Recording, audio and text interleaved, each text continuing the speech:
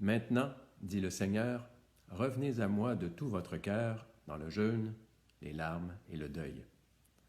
Revenez au Seigneur notre Dieu, car il est tendre et miséricordieux. Aujourd'hui s'ouvre le temps du carême, par le traditionnel mercredi des cendres. Ça fait drôle de parler de commencer le carême quand on a l'impression de le vivre depuis un an. Nous sommes encore tellement limités dans nos contacts, nos déplacements. Nous pouvons à peine fréquenter nos églises au point que la plupart sont encore fermées. L'inquiétude plane. Nous sortons à peine de la deuxième vague de la pandémie qu'on annonce déjà la troisième. Pour plusieurs d'entre nous, tous nos plans ont été bouleversés depuis un an, même au plan spirituel. Baptême toujours en attente, funérailles et mariages encore reportés. Seuls des contacts individuels sont autorisés, mais avec tellement de précautions. Nous avons vécu des temps qui ont permis de voir sur quelle base repose notre foi, sur du solide ou sur les seules pratiques extérieures.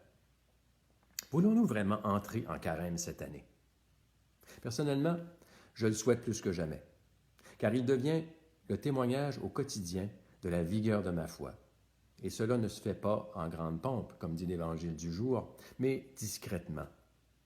C'est ainsi que j'ai décidé de vous revenir pour vivre ces 40 jours avec vous sous le signe de la réflexion, en posant un regard sur la vie et l'actualité à la lumière de la foi, et faire route avec vous vers Pâques.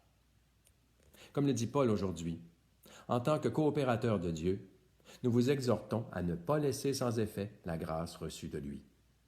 Chers amis, marchons ensemble vers Pâques. Bon carême.